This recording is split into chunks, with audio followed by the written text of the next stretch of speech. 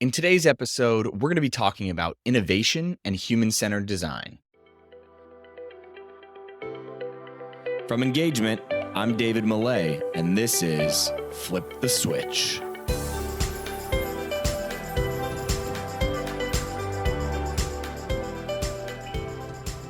What's going on, everybody? Welcome back to another episode of Flip the Switch, where we sit down with leaders in customer experience and employee experience, and we try to figure out what are the trends that they're paying attention to? What are the experiments that they're running? What are the principles that have helped guide their careers to success? Then we unpack all those insights and we apply them to the worlds of sports and entertainment, hospitality, live events, service, your organization. Now, today we are sitting down with Stephen King, and Stephen is an associate professor at the UNC School of Media and Journalism, and he's a former editor of innovations and former director of video at the Washington Post. We wanted to have Stephen on the show because he runs a group called Blue Sky Innovation Lab at UNC, where they study emerging technologies and help organizations apply those emerging tech pieces to their organization. So he is running all kinds of cool experiments and tests with sports teams and other organizations. There's a football team down in Atlanta that they've done some work with.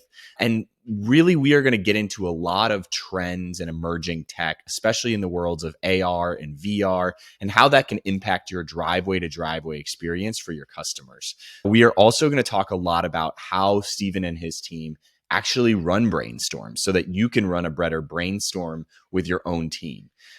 So we are going to talk a lot about human design principles. And if you're not familiar with what that is, this could be a good episode for you because we're going to really go down to the basics and talking about what is human-centered design and what are those tools that you can start to apply in your everyday decision-making to ultimately make your employee experience and your customer experience better. So without further ado, let's jump into this episode with Stephen King. Stephen, what's going on? Welcome to the show. Thanks. Glad to be here. All right. We are going to get into a ton of things all around innovation and creativity and a certain way of thinking. But before we do that, I do want to hit on your experience prior to UNC, where you worked at the Washington Post and you were the head of innovation and video. So talk to us maybe about some of the projects that you worked on there. Maybe we just hit like your favorite project or favorite two projects that you worked on while you were there so you can give people an idea of what you were up to. Yeah, I was at the WashingtonPost.com when it was a great time of trying to innovate and find new ways of telling stories online, kind of the early days of online news, and part of also with the merger with the print edition. But when I was running the innovations team inside the newsroom, one of the things that we came up with was a thing called time space, and it sounds pretty easy now, but what we did was we cataloged 10,000 media items coming from around the world where we geotag them, we put them on a timeline and map interface. And then we sold that as a sponsorship, and Sprint was the main sponsor at the time. And it was really successful for the Washington Post because it was successful for our users and it was successful for the advertiser. So it was one of those times of really getting engaged with what does the sponsor really want and what's a good product to put with them that's also great for our users. Which is huge for a lot of our listeners that are in the sports space dealing with partnerships. And a lot of times that is not the approach. The approach is, well, what inventory do we have and how can we sell that to anybody that'll buy it? As opposed to saying, let's really get to understand the needs of our sponsors and start to figure that out and create a symbiotic relationship, which is kind of what it sounds like you guys were doing.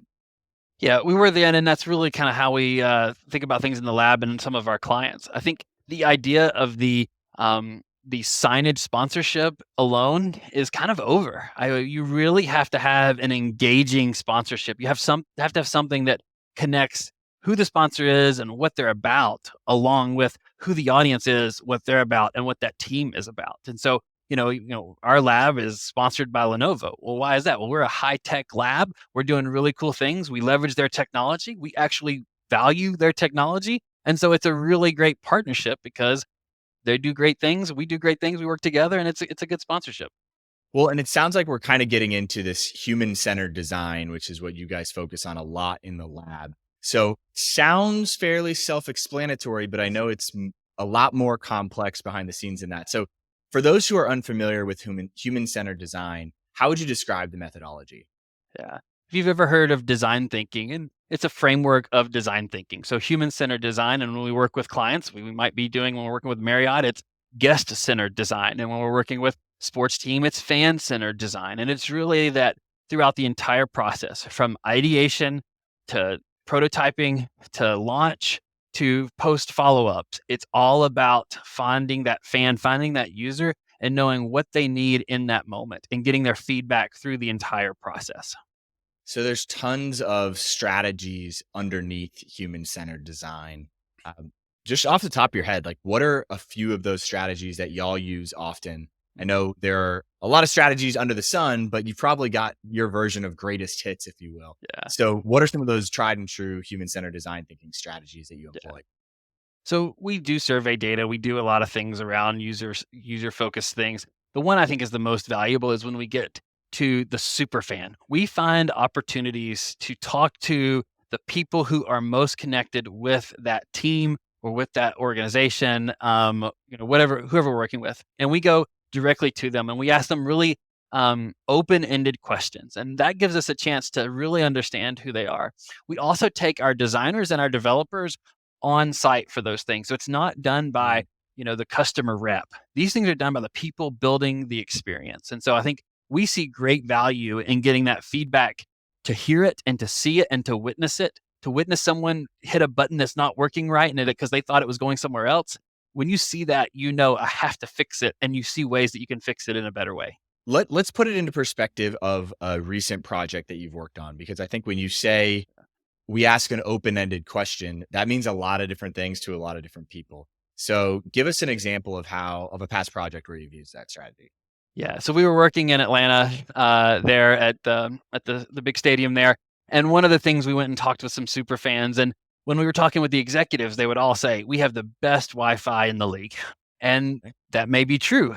They thought they had great Wi-Fi, but every single time we talked with a fan, they said, "The Wi-Fi stinks," or they said some form of that, and so we were picking up on that, and we were like, "Well, what's really going on?" Well, it may be the Wi-Fi stinks, it may not be, but their perception is that it does. And so we knew we had to either deal with that and fix it, or we had to build around it.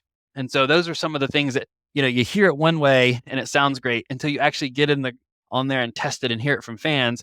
We knew we needed to do something different. But what was the question that you asked to get to that point?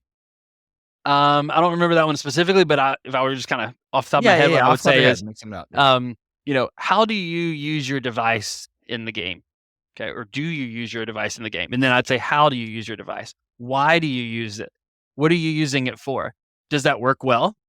Yeah. What are some of the frustrations? And so it's kind of a follow-up thing. The other tactic we use is 5 whys.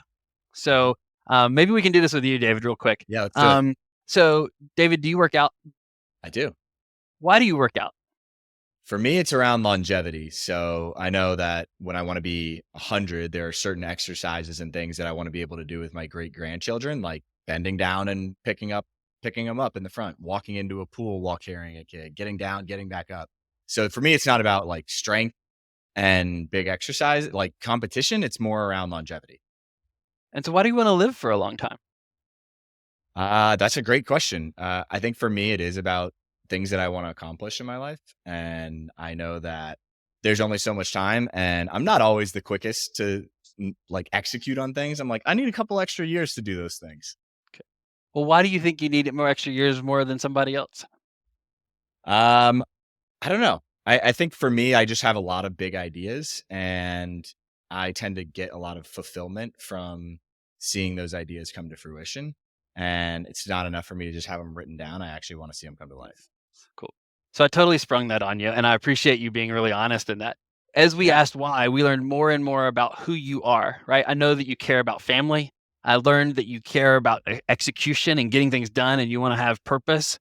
And so I learned those things about you, and we can do the same thing about a product or whatever.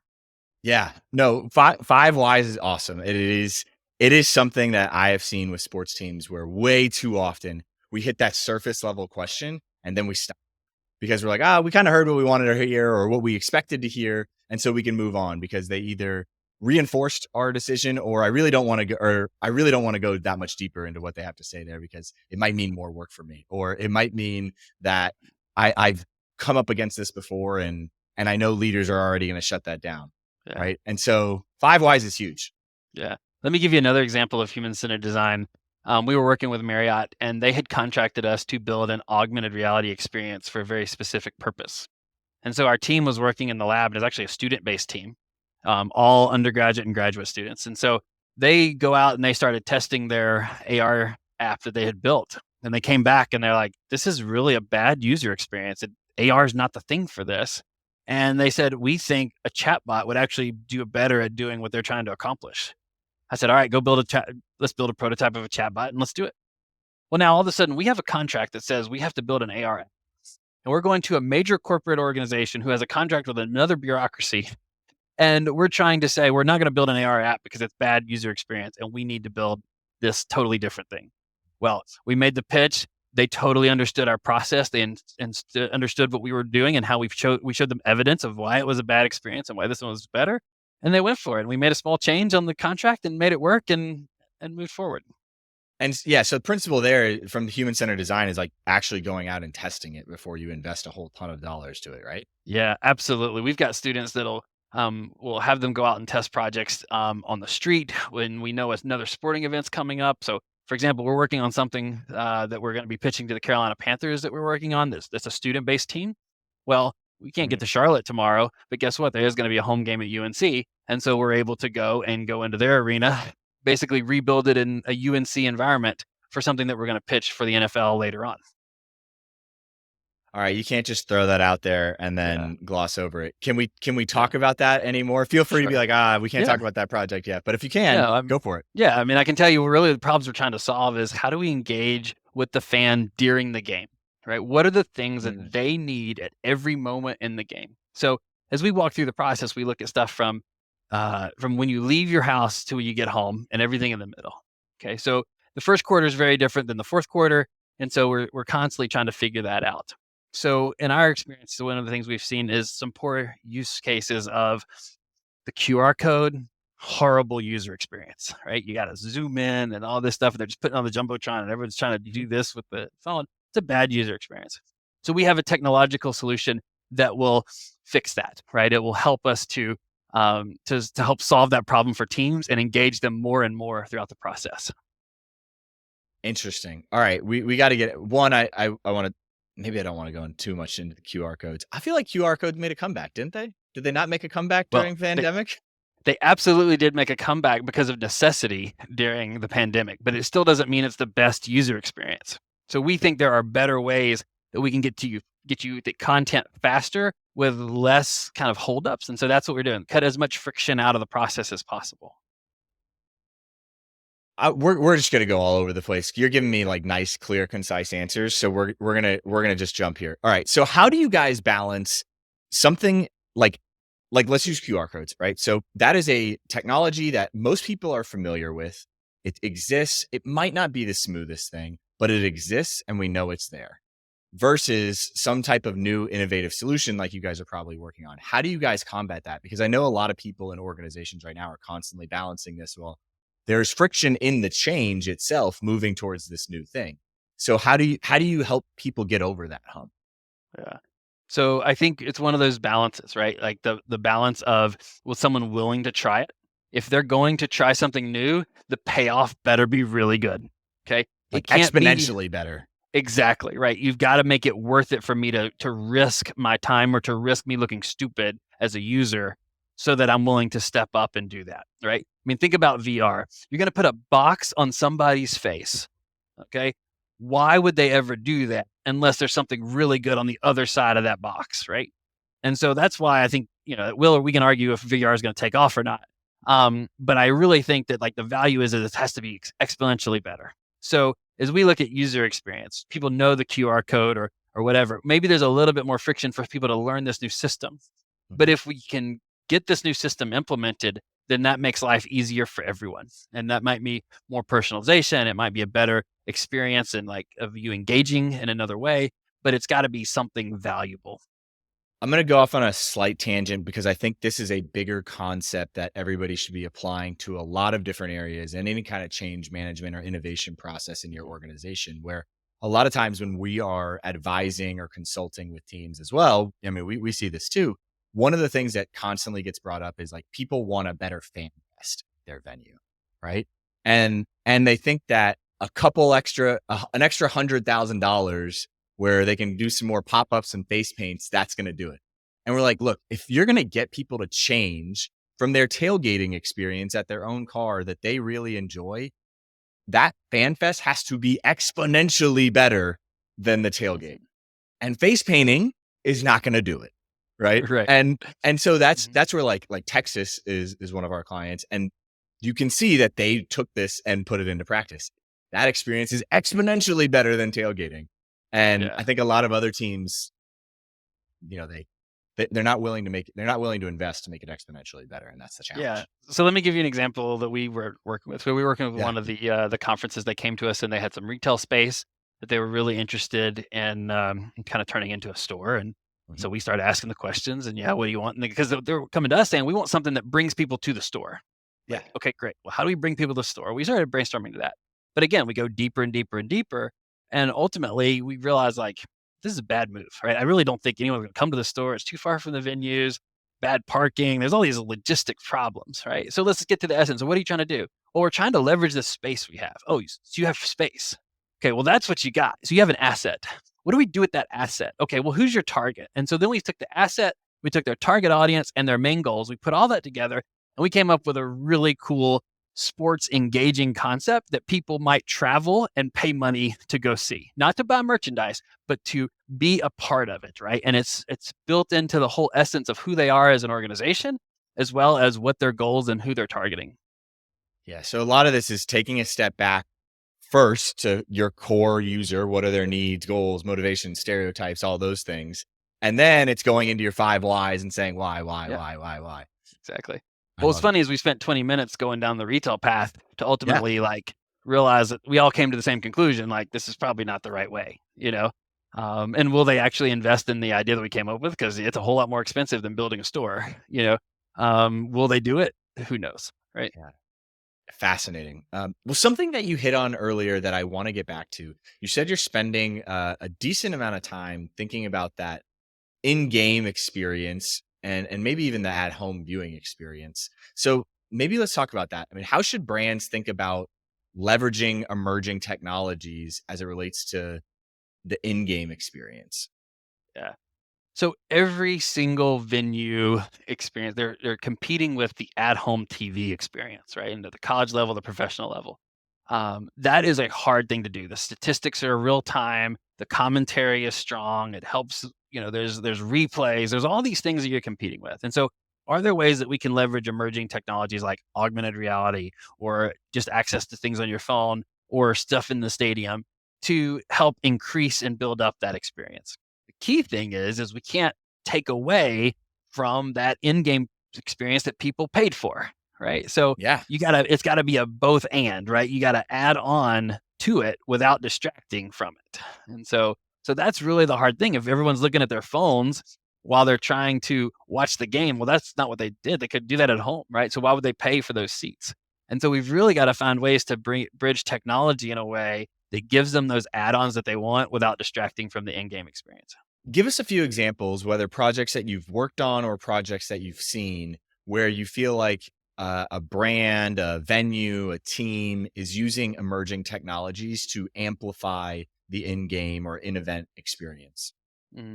Question.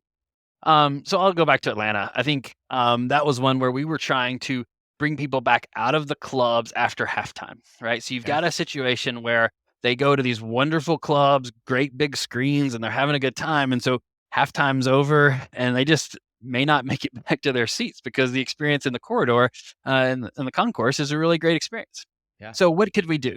Well, that was about really like building from the essence of it, right? Like the halftime show has to have a story. It has to have a narrative arc, and it needs to build up so that people know both visually and audio wise that it's getting to the end of the show. So the production team in Atlanta, they are amazing. They do amazing work and understand the value of story and visuals together. And so we worked with them to build out an augmented reality experience that was kind of the pinnacle of the end of the halftime show. And so we gave a unique experience to each person. So they were able to engage with their phone. Each person in the stand, so 64,000 people, can all have a unique augmented reality experience that didn't detract from the game, but it engaged them in a new way to get them back ready for the kickoff of the game. And I think that is one of the things I enjoy about AR personally, is that I think it does do a lot more of the augmenting the experience versus recreating. And maybe, we're going to talk about at home viewing experience, and maybe that's where VR comes in a little bit more. But that example of AR is great because you couldn't have experienced that really cool thing that you were going to see on Twitter all the next day unless you left the suite and went out into the venue to do it. And you're already in your Exactly. seat, so maybe you'll just stay for the third quarter, Yeah, it's I love exactly that. right. And I think the augmented reality experience of the future is really dependent on the devices getting small and being something that you want to put on because the Mhm. experience is that much better. And it's unobtrusive. It doesn't block my view of the game, but Mhm. it enhances and gives me same like lower third graphics of a broadcast. It's giving me lower third graphics in game. Fascinating. How about some others? Do you have any other examples that maybe are not, maybe are not like one of the one I'll stall for you, while you think of something, but like Yeah. one of the ones that I always thought was really cool. This was back in the day. Rob Heineman and the guys at Sporting KC first did this where it was just literally like things that were geofenced that were coupons basically throughout the Hmm. venue, right? So you got Budweiser's a sponsor. You're walking around, you get near the Budweiser bar, you get pushed to your app a Budweiser coupon, right? Hmm. For 50% off, or I mean, probably not that much, but 10% off, buy one, get one free of your beer, whatever it is. And so there are things like that to me, those are kind of emerging technologies that do augment the experience, if you will, or they make the in-game experience better. Hmm. Do you have any other ones that you really like? Well, I was going to show you. This is a kind of a future version of one of these headsets. They're getting much smaller than what you have like with the Holy HoloLens, which cow. is like the huge, kind of a huge visor.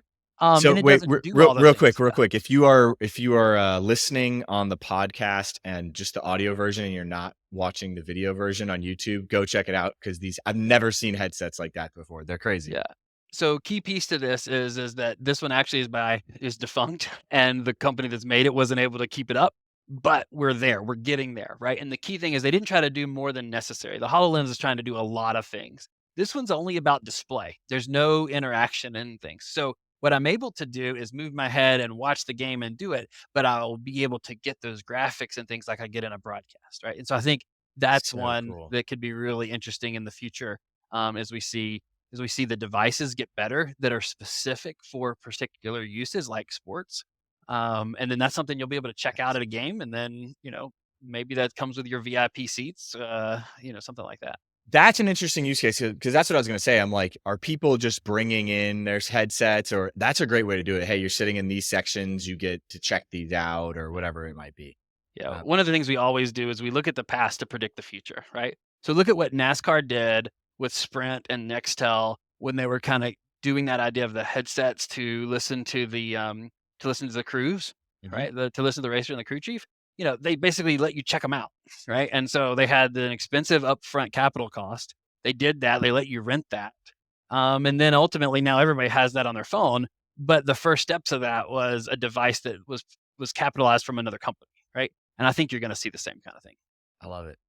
Now we spend a lot of time advising college athletic departments and working hand in hand with them to improve customer experience. And one of the things that we often hear when we're pushing innovative things is that our fan base is older, and a lot of them, when they come to a game, they just want to unplug and escape from reality, right? So, in your mind, I mean, how much is of are there data or trends on how much people wanna be on their phones or plugged in versus how much a live event is kind of an escape from the everyday?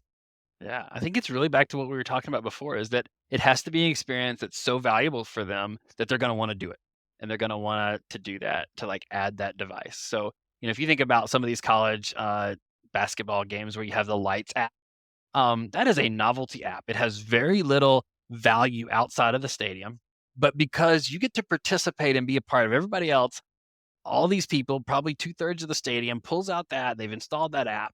Well, what's the value of that, right? To the user, I think very little, right? To the advertiser, whoever sponsored it, they're getting data, right? And that's what they're For doing. They're sure. paying for the data, right? But what we want to do is if we want someone to use that app past the lights, right, to use it during the game or engage them, then we better have something really good that engages them to do that. Now, we know, I know in Atlanta exactly the age of the season ticket holder, right? That's a really important number to know. And you need to talk to them and figure out what they're willing to do and not do. But sometimes you can push them to do something they might have said they wouldn't do because the experience is so good, right? For example, I think, if you want someone to install the app, giving them in-seat ordering where the food comes to them, especially in a sporting event that doesn't stop very much, then all of a sudden you have a value add that's worth adding your technology to, right? Like there's got to Yeah. be something there. I love that. That mindset is big. Of if you're going to get somebody to change, if you're going to get somebody to adopt a new mindset, it's got to be exponentially better. Promise on the other end of it. Well, let's maybe talk a little bit about the at-home viewing experience. Uh, how can brands or sports teams, how can they reach these fans, especially ones that might never make it to an actual event in the stadium? How can they reach fans at home with emerging technologies? Yeah. So I love what people are trying with virtual reality. I think virtual is a very immersive technology, makes you feel like you're there. But I'm also discouraged by kind of what the NBA has seen with that. If you think about, they've got these kind of 3 camera views, and people are able to put on a headset and be like courtside or under the Mhm, goal. mhm. What they're not seeing is like major repeat usage, right? People aren't buying it season to season. They're not seeing like every home game they got to be in the headset. They're still choosing television, right? Interesting. So what that means is that game experience in the headset is not as good as the TV experience, right? And so if you're going to build a product and you're going to be able to do that, you've got to do something. So there's a serious work there. I think they've made a lot of great strides and they're doing things. It's just not as good as what we've spent the last 60 years figuring out in television. What would be an idea, like, if you were running the show and you had full autonomy over it? I mean, Yeah. what might be something that you would try, right? Not Yeah. saying that it's gonna work, but what would be Mhm. something that you would try in that space? So you remember when the XFL was out and they had cameras all over the field Oh, and you yeah. had people doing it? I mean, I think ultimately, if you're going to have that at-home experience in a headset, you Mhm. got to be close. You got to be like getting spit on. And so I think you got to be able to get with a league and some kind of opportunity to get totally engaged there, right? Would Yeah. I pay to be that close to the head coach on the sidelines of a football game? That might actually be worth it. Or maybe it's a secondary viewing. I watched it on Yeah. TV, and then now I get to go see the highlights of that at Right. home in my headset. Or And yeah, so maybe, I mean, I'm trying to think, yeah, if it's like a minute delay, could you be in the huddle or something like, yeah. right, exactly, yeah, something that you're not affecting the game, right? Right. You're not gonna Right. change it, but yet you have an insight that others don't have. And the NFL's figured out ways to do that. The scoreboard can't show the mouth of the quarterback when he's calling it out and Mhm. things like that. So Mhm. we can find solutions around that if that's a goal of what the organization is trying to do. When I think about the future of AR, we talk about like these thin glasses. If it's something that I can put on while I'm watching TV, then now all of a sudden I can have all kinds of contextual information coming to me live as the event's going on. That could be a really interesting situation, right? I've got my TV, I've got my replays and all of that, but then I've got my fantasy sports or those who are in sports betting. All of Yeah. those things are coming to them live, and it's customized and personalized for what they care about. So talk to me about this a little bit. I mean, when we think about the core principles of fandom, right? Self-affirmation, group affiliation, how can brands leverage technology to make like more fully immersive viewing experiences from the living room? I mean, we talked about being in a huddle or different views, that sort of thing. I mean, you just kind of alluded to it and hit on it a little bit with having your fantasy sports there. But are there other ways that we can make that experience more fully immersive? Because again, if I'm going to go from the comfort of just being able to switch on the TV to now I got to wear a headset and things, what is it going to make me? What it better be really freaking immersive for me to make Exactly. that switch and put on a headset? Yeah, I don't know that we're there yet with the current headsets. I haven't seen the experience that's gonna do that. What I have seen and what I think the future is gonna be is imagine away games where instead of you watching at home by yourself or with a few friends, you're watching away games with 700 people or Mm, 1,500 people at these small venues. And these small venues have multiple cameras that might have the like super wide get you in the huddle scene. It also has the feeling and the sound and huge sound going on. So you feel like you're at the stadium and you're with people and you're engaging, and that screen fully immerses you. I think you're going to see these kind of mini venues popping up across the country that are going to give fans a chance to engage when the team's away. And so now all of a sudden, now we Interesting. have new opportunities for sponsorship and fan engagement because we've now just added 7 more games to the schedule. Right. Are those now my head goes into entrepreneur mode around like business side. Are those owned by the teams? Are those owned by a third party that then partners with the team? I mean, who knows? Yeah, there's a company that actually has just Come on. made some major. I can't remember the name off the top of my head. I don't want to call the wrong one, but yeah, there's a company that has kind of pushing in this direction, and making strides to to get there. It's like a way better But sports bar. yeah, exactly, and it's only temporary, right? It's only for that game, when it's away, and so it's kind of these like pop up, 500 to 1,500 people in venues. Love it. Love it. All right. Well, let's talk some more about some of the projects that you guys have worked on. We've talked about the Atlanta project a number of times here. Let's go into just really change. This is kind of around change management and innovation. I think a lot of times, Katie and I are going through some different strategic plans right now, and a lot of the stuff that we see is pretty vague.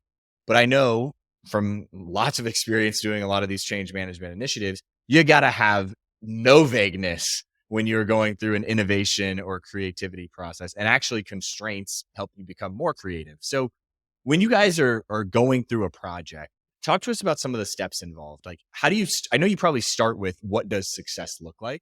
So talk to us about how you define success when you're going into a project. Well, one thing I think when I talk and work with executives, across multiple industries, that digital change management is a huge thing, right? Like being able to Yeah. bring in a new version, especially when you're not a technical company and you're moving that direction. So what are the things we talk to them about? First of all, it's got to be owned at the top, right? We need everyone at the top, all the VPs, senior VPs, executive VPs, they all have got to be on board for this. I think that's a really key thing. And then it has to filter down that your team has to know that this is a priority. The Yeah. second piece to that is that you have to listen at the top, the middle, the bottom. Everybody on the org structure has to listen to those above them and those below them. And listening is active listening. It's about gaining insight from listening, not just thank you for sharing, have a good day. It's okay, thank you for sharing. Can I follow up on this or can I share that with my team? Yeah. And then you've actually got an insight that you can act on. Right. And so that can be internal. Like one of my employees says, like, Steven, you're insensitive and you're not paying attention to what we're doing here. And then I need to listen, understand, and deal with that. Right. Yeah. But that Huge. can also be from 12 fans actually said they couldn't connect today. Okay, why could they not connect? Well, maybe it was just devices, but oh, guess what? Somebody pushed an update on Android version whatever, and all of a sudden we didn't know it. And so now we got to deal with that. Well, 12 people was enough that we said, oh, we actually had a bigger problem than we realized. Yeah. Let's get that fix put in. So change management has to do with good communication from the top down and listening. Yeah. I think when we think about defining success, and something that you hit on around senior leadership all being aligned, and just saying that it is a priority in my mind, right, is not good enough. Like, you got to go a lot deeper of like, it's a priority and here's where it stacks in our priority list. And here's what the involvement level actually is going to mean by you saying it's a priority. It's a priority to some leaders means I check in on it once a month. It's a priority to other leaders means it is my focus when I wake up in the morning that we're going to make movement on this project every day for the next month. Yeah. Very different. It's a priority for us. Yeah. One time we were going through our human-centered design process and we basically took over a conference room and we started talking to the employees in the company. And all of a sudden, man, they are like walls. They're not telling us anything and whatever. And what I found out was they all thought we were here to decide who was getting laid off. And that was the Jeez. exact opposite of what we were doing. And management was bringing us in to help them solve their culture issues. And they were like part of the culture issue, Yeah. And so one of the things we had to do was like, hey guys, I need you to come, I need you to talk to us and like talk to your team and explain that like what our purpose here. It didn't Yeah. matter. It was too late, right? It was just lip service at that point. It felt like, right. It was so one of the things that, you've got to be able to do is to like communicate in ways that are not just a big speech to the big organization, right? One of the things that we've had here that's been really exciting is we bring senior leaders here to the lab to let them see what we can do. Mm.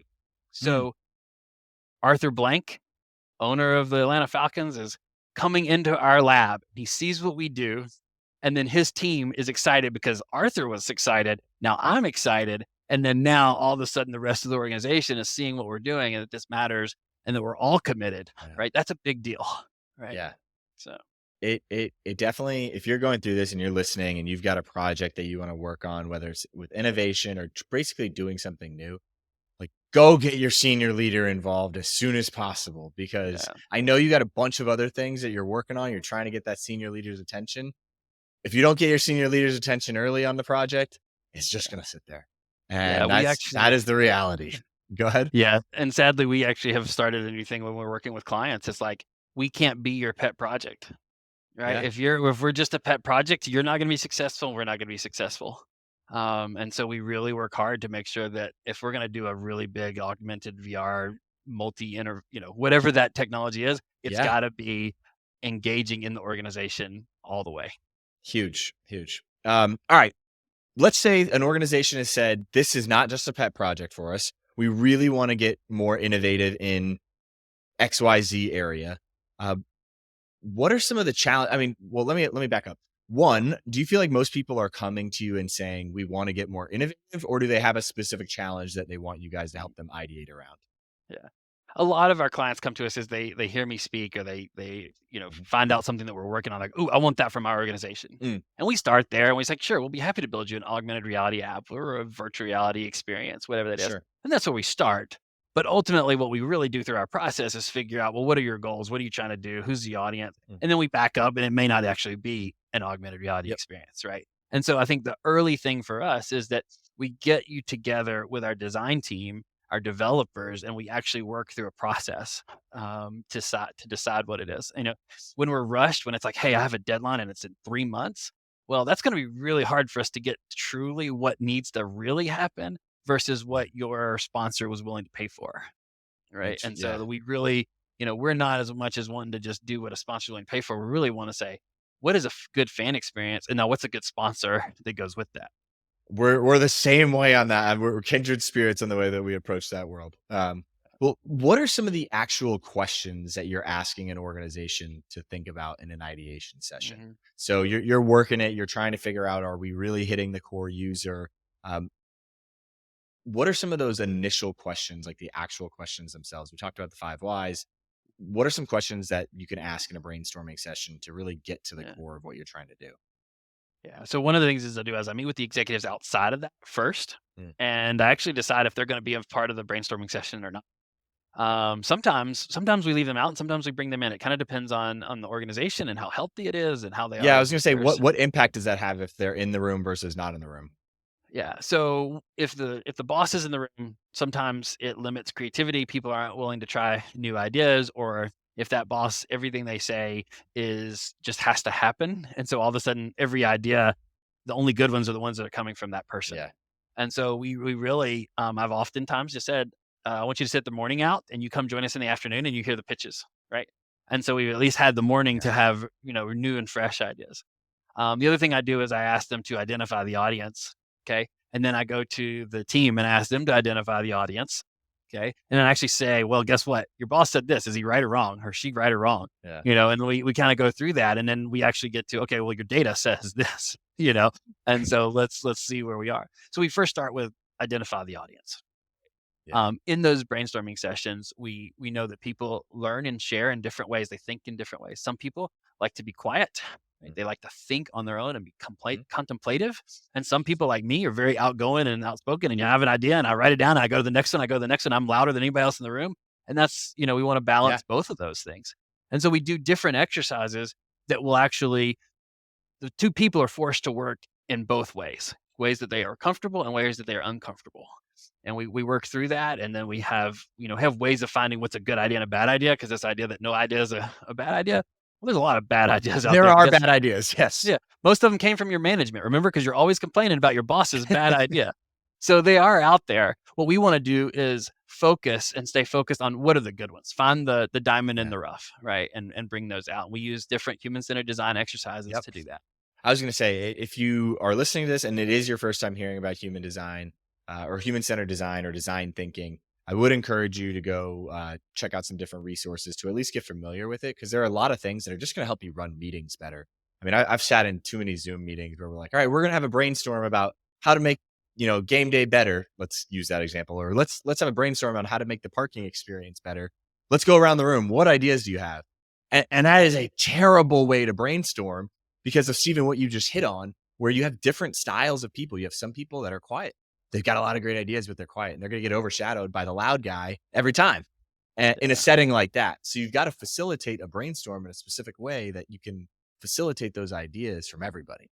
Yeah. One of the quick stories that I use for this is uh, if I was at dinner one night and I was trying to watch what I was eating, and we were at this nice steakhouse and it was a Mhm. large group, and I happened to order first, and I ordered a salad. And the next person ordered a salad. Next person ordered a salad. I'm like, wait, there's no way that everybody wants a salad at this steakhouse, right? But they were Yeah. all afraid because I was the boss, and they were like, well, if he ordered a salad, I must Mm, order a salad. So I stopped. I was like, tell the waiter, it's like, I want to change my order. I really want the steak. I've changed my mind. Well, guess what? Now everybody's getting the steak, and people are changing their orders.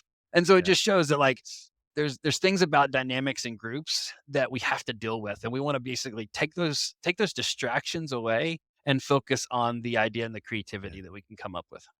A lot of times too, I'm wondering if you get this pushback. A lot of times when we're facilitating and stuff like that, there are some more traditional leaders that'll be like, "Why is this so frou-frou?" And like, "What are you doing with all the post-it notes?" And I don't want to break up into smaller groups. We just should just do everything together as a whole group. I'm like, that's not as effective. It's science. Yeah. One of the things we try to do ahead of time is to help that leader. We do a lot of work with the army and military. Okay, tell us more. And so, one time we had a colonel in here who's leading his team, and that colonel was the loudest voice in the room and everything. And we talked ahead of time about why we do things. And one of the things that if you'll notice this, if you're watching on the video, my ceiling is higher than it should be. Right, it's a 12, 14-foot ceiling. Okay. And because there's science that says that ideas come in bigger open spaces.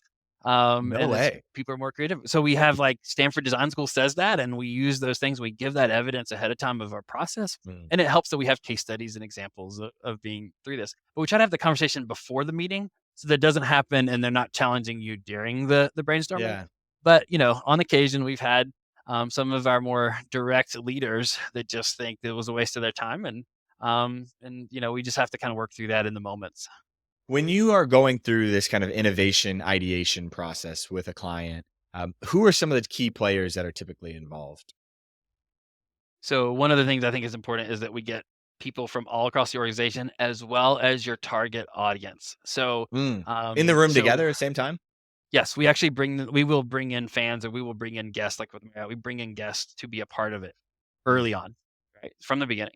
And so one of the things Truist is doing in their innovation center in Charlotte, they have a research team that constantly has users there during working hours. They pay users to come in Really? and actually be available for testing and for getting feedback and for just doing ideation sessions. And they're always running there, like a schedule of when you can access these users.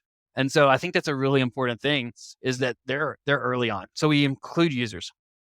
We include let's just do sports, for example. So we'll Sure. say we're gonna have a sports people that we're gonna try to get multiple demographics of fans. So we might have 3 fans represented in a 20-person group. We'll have 3 fans represented. We're gonna have the event staff team that is like on the ground at the turnstiles, at the seats, whatever. We're gonna have them. We're gonna have probably food and beverage person there. We're gonna have a few management people, but we're gonna try to limit that no more than 1 in every group. Um, and then sometimes we'll ask them to like just not join a group. Mhm. Um, we're going to include the people who do the work, right? And so Yeah. if it's the fan engagement team, it's the people who are throwing the t-shirts, it's the people who are running the jumbotron scoreboard type stuff, it's the video production team. We're all going to be in there together, and we're going to share. We also bring in the sponsorship ad people, right? And so like you got to know if you can sell it or not, right? And they're going to have ideas that are very different than what the production team's going to have. Right, and so we try to make that mix. I That's love it awesome. when a leader of an organization says, "Who do you want?" And we basically give them a recipe of the type of people we want, and they build the roster and send them here. That's really a great opportunity for us. Huge. Now, one of the things that you just mentioned was you bring in the people that are actually doing it. So when we think about the execution process of great, we walked out of the session, we've got some crystal clear ideas of where we want to go next. Who are typically involved in that execution process? just depend on the project? Go ahead. Yeah, it depends. We make sure that somebody is assigned a next step out of every meeting. So that's meetings in our own like lab among our own things. Whatever. It doesn't have to be, you don't define the whole plan. You're not like, here's the 17 steps it's Mhm. going to take us to get to opening day, right? But it's this is the next first step. And that person is like labeled and written down that like this is my responsibility. And it's clear that they have to come back with some type of thing. And that decides what moves forward. So we make sure we're really tight on assigning those things. When we're in a brainstorm session, a lot of times one of the things that we do is we have like essential roles within that group that is brainstorming, if you will, or even executing. So, what are some of the essential roles or systems that people need to have internally to be able to go out and create a new idea and go execute on it? Well, I'll give you one that's really like kind of big in my heart Okay. is that we're in a tech company and it's typically dominated historically by men. And the women who are there are often expected to be the ones that take notes. Either they take that on Mm, themselves or it's just kind of an expectation. So we very intentionally rotate the note taker among everybody in the team. And I don't care if you got good handwriting or bad handwriting, that's why we got computers. Like you're yeah. someone's going to be taking notes. It'll be a different person. It's not always going to fall on the same person, right? And typically that has fallen on women. And so Yeah. I think it's really important that we break up those roles and those traditional kind of roles of what has always been so that people are not stuck doing one thing. So that's one. We also make Yeah. sure that there's a facilitator who's a trained facilitator that knows how to kind of work a group when you get stuck, like how Yep. to get past, you're arguing and you're stuck on something that may actually never see the light of day. We have a facilitator who knows how to ask the right question to get us past that. Yeah, that person is very important. It's an art and a skill to be able to say, "Hey guys, we're not coming to a conclusion right now. We're going to flip Mhm. this over to the decider and they're going to decide or this is what we're going with or squash it." I know you're making a great point. You're on your pulpit preaching about whatever the point it is, but we Exactly. got to move on. Right. Um, well, what are some of the biggest misconceptions or opinions in this space that you just kind of flat out disagree with? And maybe that could be around towards human centered design or emerging technologies. Um, hmm.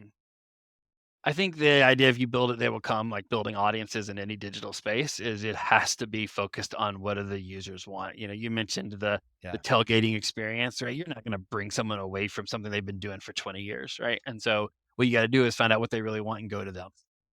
So I think that's one. Yeah. Also that like human centered design is limiting in itself, right? Because if we say we always have to have feedback, we have to be really careful that we don't just keep spinning our wheels and we have a failure to launch because we actually have gotten so much feedback we can't actually work through it, right? So you still have to have decision points. You still have to have deadlines. You still have to have things that you're pushing towards. And actually in sports, it's a little bit easier because you got a game coming up and that schedule's not going to move and so Right. we know we got to hit preseason, we got to hit opening day, we got to hit the next home game, whatever it is. And so we're constantly moving, and that's stressful on your staff and a part. And we that's the one thing we learned working our first time with the NFL is like working on the NFL season is really stressful on the staff, but you got to hit those NFL deadlines. Too. Well, obviously, you are constantly staying up on emerging technologies. You're on it, helping teams come up with a lot of new emerging ideas that are catching headlines. So, for you, what are some of your favorite sources for inspiration to learn about new trends or to stay up on new trends? Whether that be in human design or human centered design or AR, VR, AI. People ask me this all the time, like, how do I know what's coming? Yeah. I don't have a good answer. I wish I did. It's one of those things I find the things that are interesting to me, and I'm constantly reading on the things that are interesting to me. Where are you Um, finding them? Where are you reading them? A lot from my LinkedIn feed. So I'm Cool. following people in the AI VR space. I'm following people who are Yeah. business leaders, right? Like business leaders is a big thing for me, and for Yeah. they're looking for these things, and so I'm following those things a lot on LinkedIn. I also tend to find things on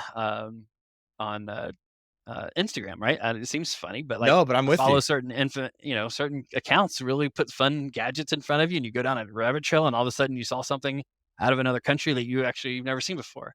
Yeah. Do you So have I do are there any accounts that come to your mind that you can recall just straight off your brain that help? innovators.city. Um, Innovators.city, that's on Instagram yeah, or yeah, LinkedIn? Instagram. Okay. I follow Fortune Brainstorm Tech. That's Interesting. one that the Fortune Brainstorm Tech team is really good. They host events that bring in the right people, and I learn a lot at those events. Okay. So I think those are good. And then, of course, like the big, I'm always following TechCrunch and the big news of like what's happening at CES and those kinds of things. And I will say I have this little secret too, is we have a team of innovation fellows, and Yeah. we actually have a research team. And so, Awesome. they kind of keep me up on like what are the things that I need to be reading, and they give me briefs, and then I might dig in a little bit farther. See, guys, what we just did there was an example of the 5 whys, right? Yeah, yeah, We right. just When kept you kept yeah, digging. you Go asked the ahead. question. Yeah, you just let me keep talking, right? And I just kept talking until I told you the secret was the one that I don't want to tell anybody. Exactly. Too funny. All right, quick rapid fire round to bring us home here. I know you've got some books that you really love that have like kind of given given you life and helped guide your career. So, what is one book that you've given the most as a gift? And feel free to bring out a couple more and why. Yeah.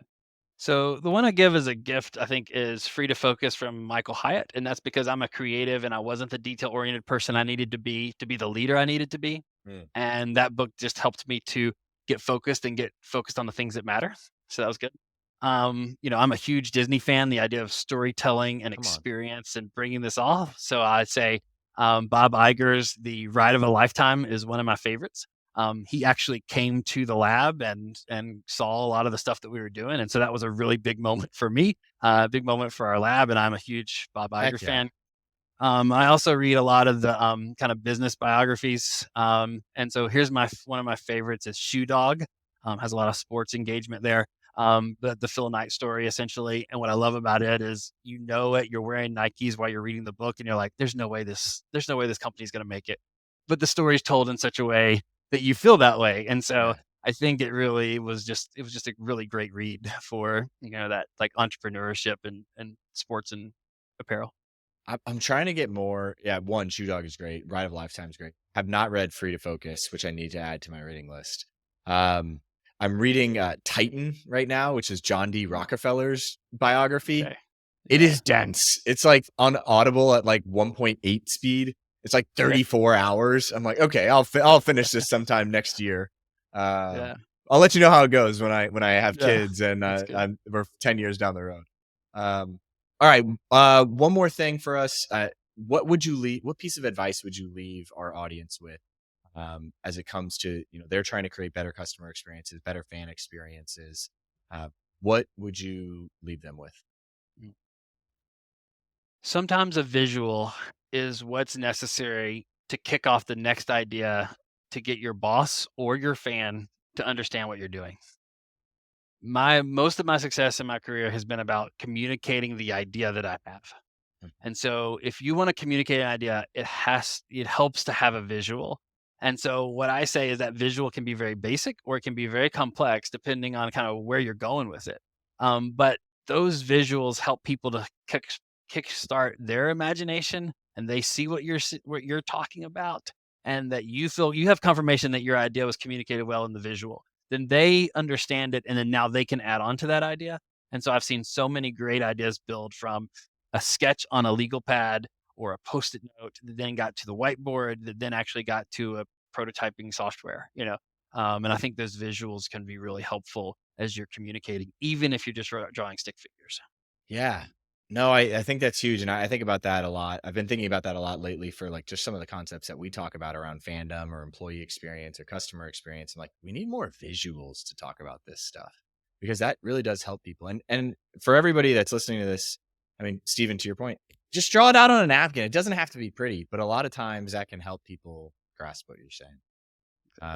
Stephen, this has been awesome. Where can people reach you or follow along your journey and keep up with the projects that you're working on? Yeah, so if you're on LinkedIn, that's probably the best way that I'm posting a lot of stuff there. So you can follow me. So Stephen King UNC is probably the best way to search that.